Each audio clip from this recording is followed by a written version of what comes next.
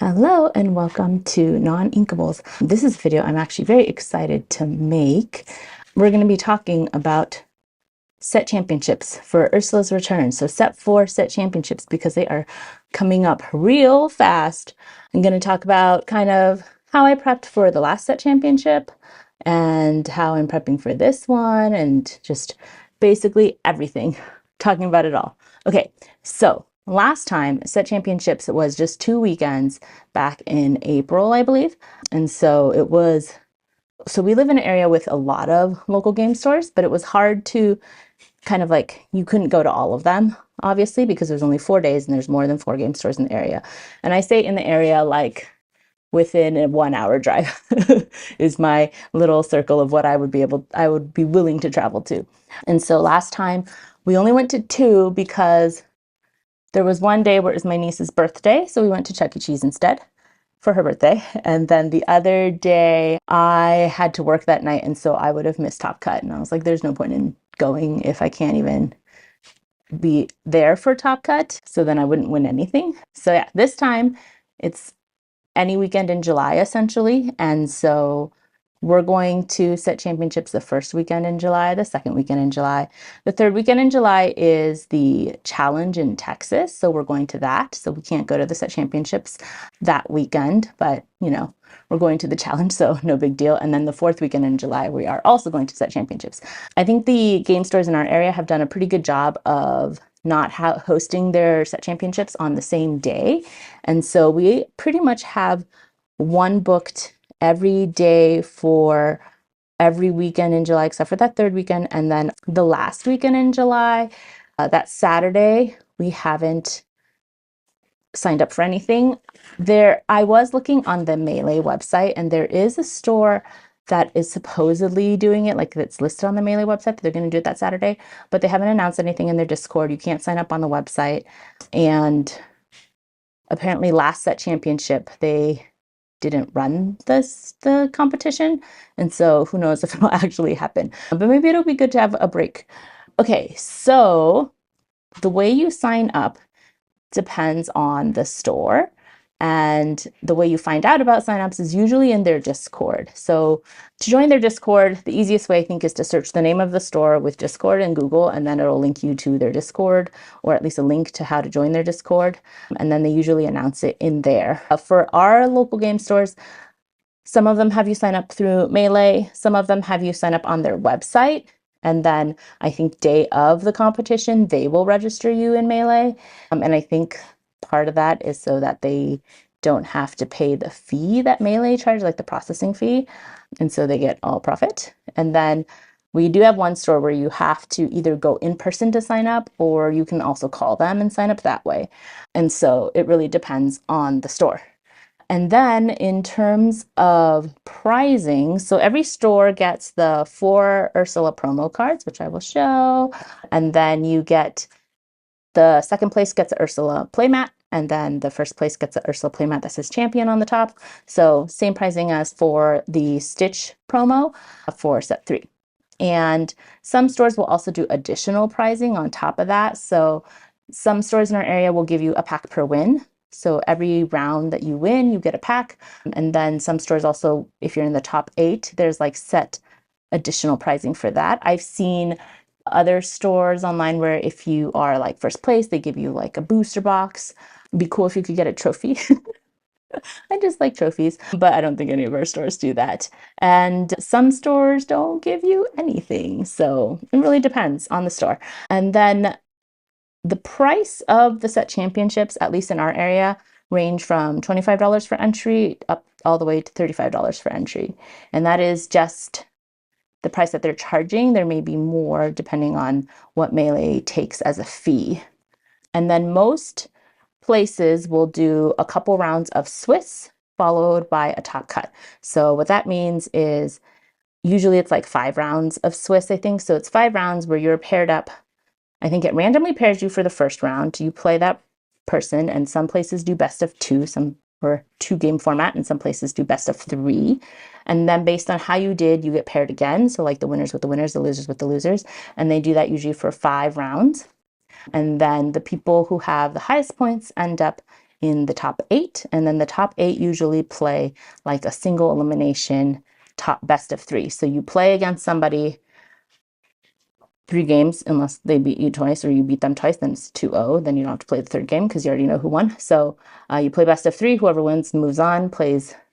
So there's like 8 people total, 4 groups, and then the winners keep playing until you end up with one ultimate winner, and that is top cut. The games that are in Swiss are timed, so you can like run out of time and then you would draw. The games in Top Cut are not timed. And for example, one of the set championships we went to last time, there was a Ruby Amethyst game versus a Ruby Sapphire game that went on for almost 2 hours because it was untimed. I think it was for quarterfinals. Yeah, so a little bit different when you are playing Top Cut versus when you're playing Swiss. So that is kind of intro stuff. And then in terms of what you need to bring to set championships, you need to bring your deck, and it has to be, most places require you to sleeve it, and it's also a good idea because otherwise you're going to ruin your cards. And then the thing to remember is that because this is like a more competitive environment than just say like League or something, you want to make sure that your sleeves are in good condition. And so like, for example, I have the Sorcerer's Arena sleeves, which I love because they're holographic, but I noticed if I shuffle them without an outer sleeve on them, they peel. And so some peel more than others, and you could be accused of like marking your card so that you know without looking at the front side of your card from the back, just like how much it peels, you know what the card it is. That could happen. Also, like even with our regular like Dragon Shield sleeves or Katana sleeves, sometimes there's like little bends in it that could be counted as like marked cards, or like little folds and stuff. I know when we went to SCG, there was like a guy playing, he was playing with like black sleeves, and like he was, I think, nervous or hot, and so he was sweating a lot through his fingers, and then his sleeves had oil on them, and then his opponent was like, hey, like, just so you know, you might want to change out your sleeves because it looks like they're marked because some of them are like oily. And the guy was literally like, it's because I touched them, and then they get wet and then they dry. And so he ended up changing out his sleeves in between rounds. But I mean, I feel like usually Disney Lorcana is like pretty chill about that kind of stuff. I would say that SCG, when we went to SCG Con, those people were like the most intense that I've seen in terms of those things. I mean, still the guide wasn't like, judge, he's marking his sleeves or anything. He was just like, hey, FYI. So you need to bring your deck. It's a good idea to bring a written deck list. So you can, for some places, submit your deck list online or through Melee, but it's always good to bring a paper copy just in case like something breaks, they can't access it, so that you have it. And I think last time when we played in set championships, our local game stores didn't really check deck lists at all. But I think this time they're going to start checking them before top 8. So there's like that break between Swiss and top 8.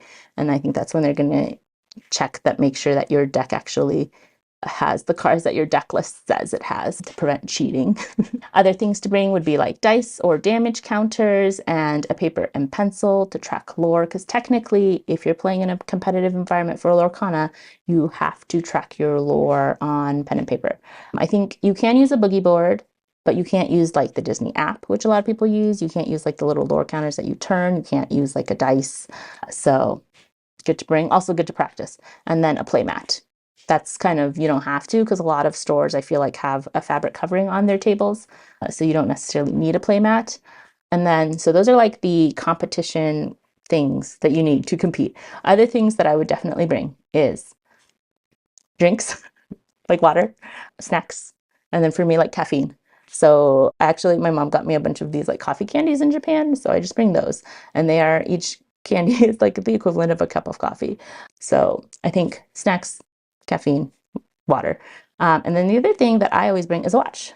So you can't use your phone because it connects to the internet, you could cheat, blah, blah, blah. And then you don't always get to sit near a clock. Sometimes the game store doesn't even have a clock. And so in order to know where you are in the round, I bring a watch that has a bezel that turns. I don't know if you can see this. So this bezel has like a little arrow on it. And so when the round starts, I will move the arrow to like, it's a 50-minute round, right? So let's say it starts now. I will move it to here, so I know when my minute hand goes all the way around and hits here, that is when the round ends, and then I know how much time I have left. Yeah, I think one of our set championships always started on the hour, so it didn't actually matter. But, you know, low-tech way to keep time. Okay, so all that prep is out of the way, and let's talk about actually practicing for challenge. So I'm going to split this into two parts, basically practice and like actually playing, and then like learning. So for me, last set to practice, I just played Pixelborn all day long, like any free time, because you could play it on your phone. So then I would play it on my phone and like do other stuff and then like play on my phone. I would play it basically any free time I had. This time, no Pixelborn, so a little more difficult, but there are still many, many ways to practice. So I'm going to start from the beginning. So to practice your mulligan, you can go to dreamborn.ink. I'm going to put like links to all this. So dreamborn.ink, which is how a lot of people keep track of their collection of cards. Also, you can get deck lists from there about what other people are using and stuff like that.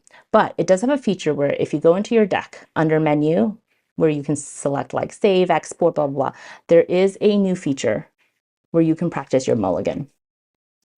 And so sometimes if I'm like standing in line for something and I'm just waiting, I will go there, and it's called, if you scroll down in the tabs, it's called simulate. And then you click new game, and then it shows you your hand. And then you can choose like what cards you want to mulligan, and then it'll randomly put what cards you get. So then just to kind of practice to see like, hey, if I mulligan this many cards, what do I get? And just like to run through it over and over. So you kind of get a feel for what you'll get. Next thing that I use to practice is new to me, but I don't think it's actually new. It's called inktable.net, and it is an AI that you can play against. So the benefit of this, so I mean, the AI is not like the AI is not like a high level Lorcana player, I would say.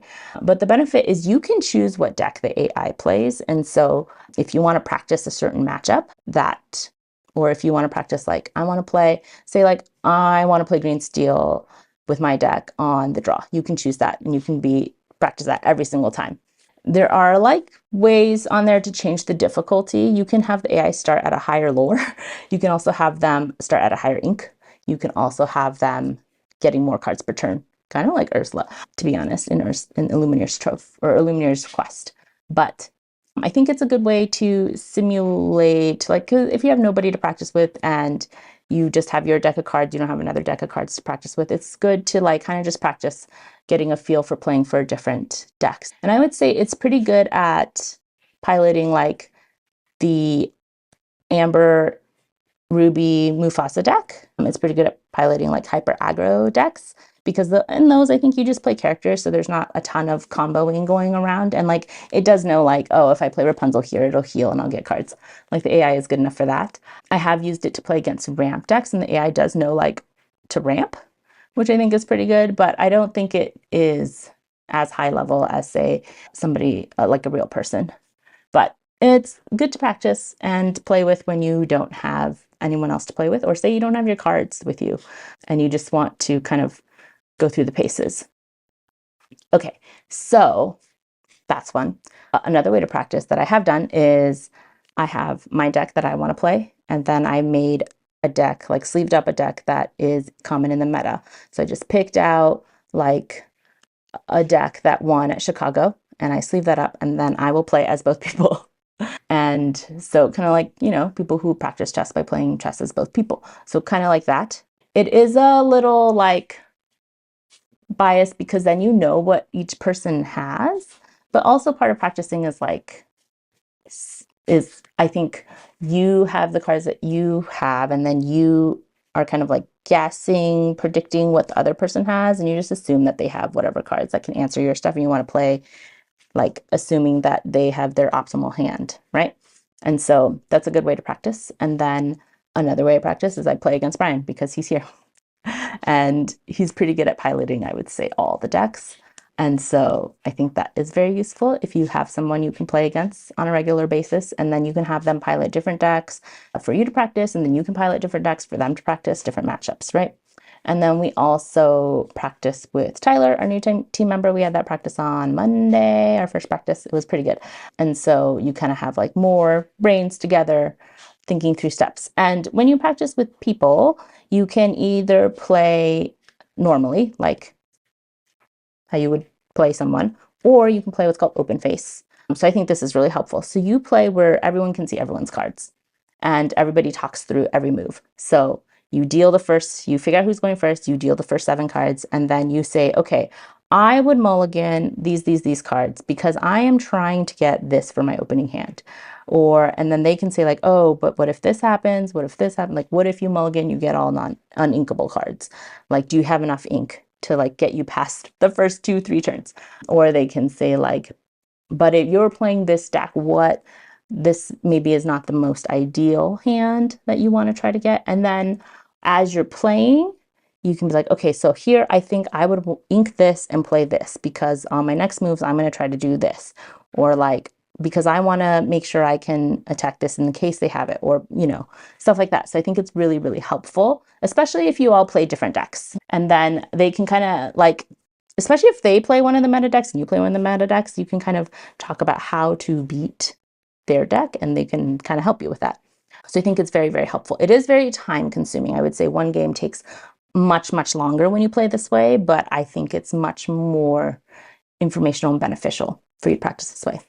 Other ways you can play is at your local game store. So we are pretty lucky that we have a bunch of local game stores. And so, like for example, on Thursday, we have a place we can go play Constructed.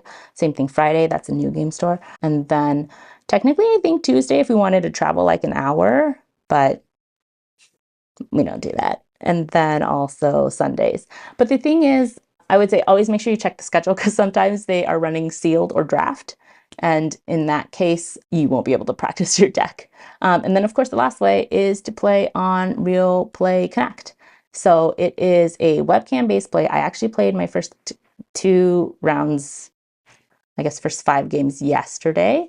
You do need a webcam and like audio. And so it's so funny. So the first one, we set up all the stuff. The first game, I like, even though I read the instructions like 3 times, I was like, how do I join the channel? And I couldn't figure out how to join the channel. And then I realized that my audio wasn't on. So then I gave access to Discord for the audio. And then there was like, you have to restart Discord for this to work. And so then I restarted Discord, and because of that, it like automatically canceled my game, and then I got like put on a ban for 3 minutes. So then I ended up finding that person like started a separate table. So then we played just 2 casual games, and it was a mirror match, and I think we did best of 3, and I think it was like a 2-1 where I won. I think my opponent he misplayed in the first game, and it really messed up the whole thing. But it was pretty fun. It is kind of hard to see their cards. Like if you don't already know the cards, it's hard to see what they say. But I think you just got to learn the cards. And then the second one, I did play a ranked game, and I played somebody who was in France, and he was playing Amber Steel, but like set 3 Amber Steel. And I totally forgot how to play against Amber Steel. And I was like, what do I do? What cards are in this deck? And it was just like, I feel like I've been practicing for so long in the set 4 meta, which is just like ramp decks, green steel, maybe a little aggro here and there, and then that like Amber Ruby Mufasa deck, that I was like, what do I do for Amber Steel? And like the few Amber Steels I feel like I ran into were not even like singing Amber Steels. They were like hero Amber Steel, like Chenpo and bodyguards and stuff. And so I was just like, I don't know how to play this deck at all. So I lost. It was a 1-2 to that person. Yeah, but it was interesting. And I was talking to him, and he says that in his area, like everybody played Ruby Amethyst in chapter 3. Like he said, like in a tournament of like 24, 20 of them would be Ruby Amethyst, which is like insane. So actually, like for him, he feels like that's really the matchup he has to worry about, because it's unlikely that it's, I guess, less likely that people would like go out and buy the green steel deck at this point, because one, the cards are very expensive and you'd have to buy like a whole new deck. And so, yeah, it's fun. I think it's fun to talk to people, but it is like a lot more work to do that, I feel like, compared to Pixelborn, because Pixelborn, I was carrying my laptop around playing Pixelborn, like I would load the laundry while I play Pixelborn. I would fold the laundry while I play Pixelborn. You can't really do that when you play webcam, but it is like more interaction with the person you're playing, which I think is fun. I do feel that after Pixelborn ended, a lot of the streamers that I used to watch, or at least people who made YouTube videos, have kind of stopped. And I was like, that's where I learned stuff. But yeah, that is a good segue into this next portion, which is all about how to learn and become better. So, I mean, one of the things is when you're practicing, which I didn't do in the beginning, I really only started doing like set when I was preparing for set 3 championships, is like to be very intentional, I guess. It feels like such a buzzword, but really like when you, so for me, after I play a game, I will take down some notes. I will write like who I played. I will write down what colors they were playing. And then like if I went first or second, and then some notes about like what I thought I messed up on, what I thought I could do better, what I should be worried about when I play this color, things like that. And so you learn from your own mistakes. Other ways is like there's a lot of good information on the internet, I feel like, about things. And so there's a lot of good podcasts, there's a lot of good creators. And one of the things that I thought was very helpful is there is an article that's called Can Probability Theory Help You Build the Perfect Deck? And it's by a guy named Frank Karsten. And it goes in detail about statistics, which usually my eyes glaze over. And I read the article, and for parts of it, my eyes did glaze over because I was like, oh, I vaguely remember this from stats. And that's why I didn't do math. But the article does have like a couple calculators in it to say like, and it has a bunch of charts, say like, if you have this many 1-drops in your deck and you don't get them in your opening hand, if you were to mulligan your whole hand, what is your chance of getting a 1-drop? Or if you were to like just not as aggressively mulligan, so not all of your cards, maybe like half of your cards, what is your probability of getting this card? And then it talks about like, if you want to see this card every single time and you want to see it early, you would run 4 copies. And then in what cases would you run 3 copies, 2 copies, 1 copy, which I think is very, very helpful. He was also recently featured on the Podcana podcast, which they talk about the metagame, and like, I feel like they're pretty good informationally about competitive stuff. He was recently on there and they talked about basically like math and Lorcana. And I listened to it, I took notes. The main note I took is when you're behind, play to your outs, and when you're ahead, play to your opponent's outs, which I think is important. And I have so many notes about how to learn. Other things that you can do. One thing I find very helpful is to watch games that are streamed. Usually you can find a YouTube video about somebody commentating on them or something if you miss the stream. But like for Chicago, you can watch the stream of the finals. And so you see the top people, and if one of them is playing the same deck that you're playing, or at least the same ink colors, you can kind of see how they approach certain matchups. And I think sometimes it's a little hard because you can't always see their hand, so you don't know like what decisions they're making. They're not talking through it out loud, obviously, during the competition, but a lot of times the commentators will, like, they're good and they will talk about like, this is what I think they're thinking, and this is why they did a specific thing, right? So I think that is really helpful. You can, like, for example, my plan is to bring Ruby Amethyst to set championships and probably to the challenge as well. And so I know that Ruby Amethyst won at this recent 10K CCS. So I watched the stream of the top cut there because there was multiple Ruby Amethyst decks. And so just to watch, like, you can watch them like, oh, this is how they play during a mirror match. This is how they play against Emerald Steel. So I think that is a good way to learn. And then a lot of people, I don't say a lot of people, less people now so, but some people still do stream their webcam games that they play on Real Play Connect. And so you can see like how they play. If they're playing your deck, very helpful. If they're not playing your deck, you can kind of see how that deck would play. Which reminds me, if you have the time, a good thing to practice is to play the other decks in the meta. So like, I'm planning to bring Ruby Amethyst, but I have definitely tried to play Green Steel and Sapphire Steel and Red Blue because I want to see what their goal is with their deck. and what options they have. And then if you become familiar with playing that deck, then it's easier to counter that deck because you know what they're trying to do and you know what to expect. I mean, you can always play against them, but I think playing as them, walking in their shoes, so to say, is very helpful. What else? Okay, other ways is you can watch interviews. A lot of these top players get interviewed, and then people will ask them, like, what is your deck? Why did you do this for your deck? Blah, blah, blah. So you can kind of see what they're thinking. And then a lot of times they'll do like deck techs where they talk about, like, okay, this is my deck, these are the cards, and then my goal is I want to play these cards. This is the optimal play.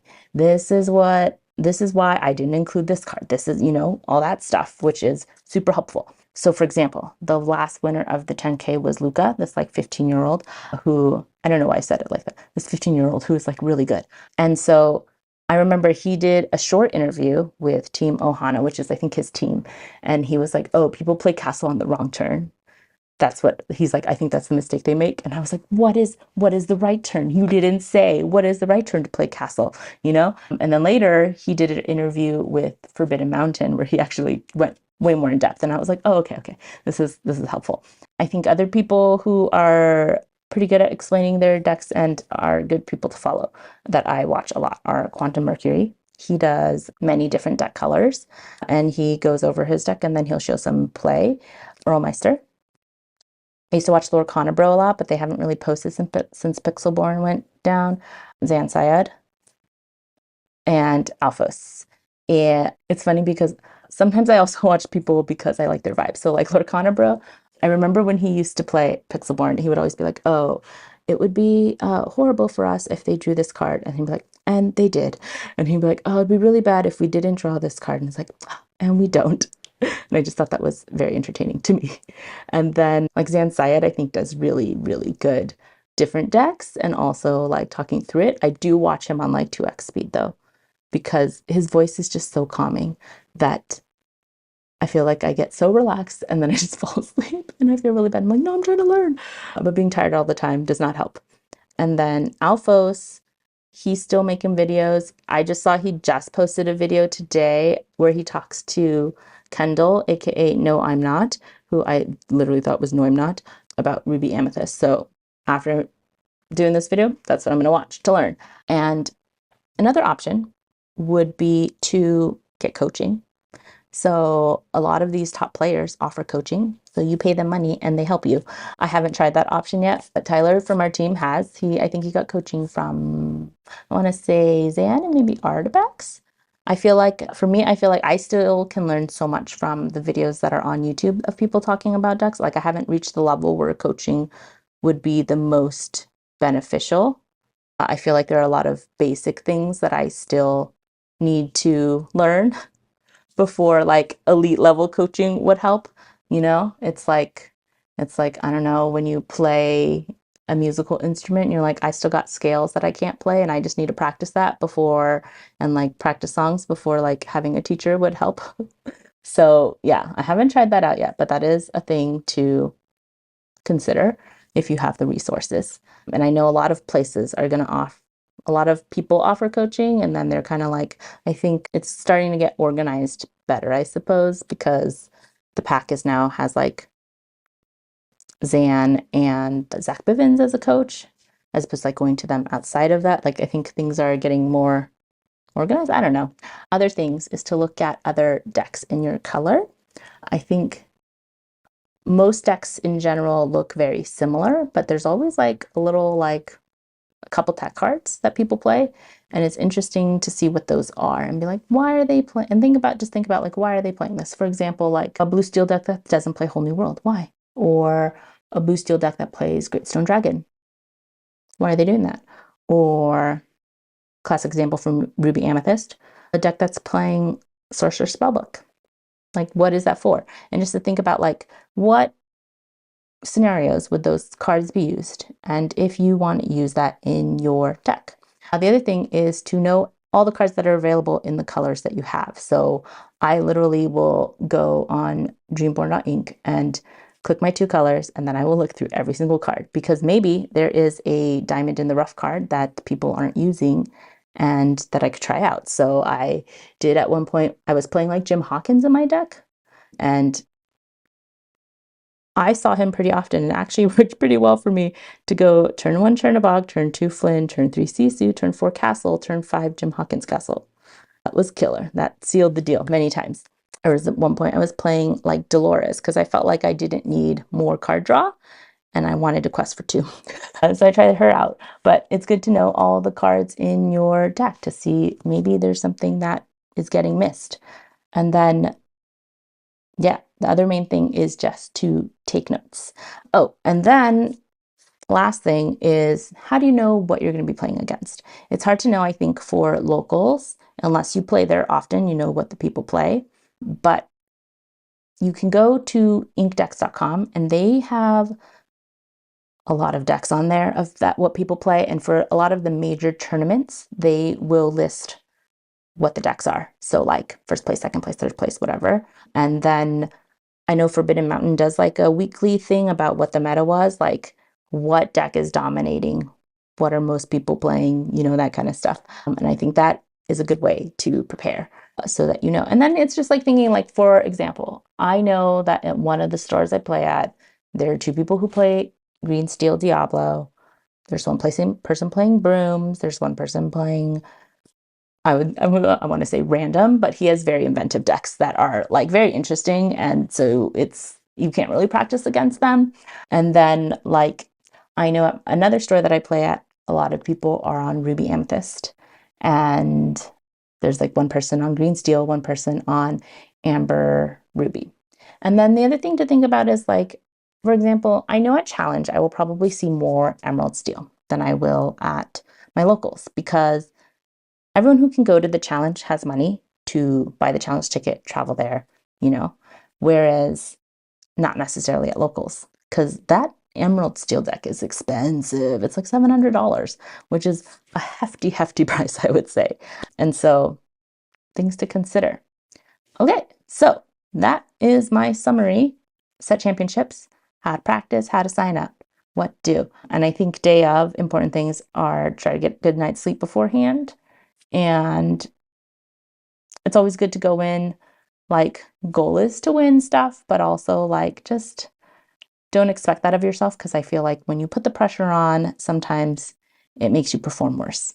And the thing I always tell myself before the game starts is like, slow down, think about your moves.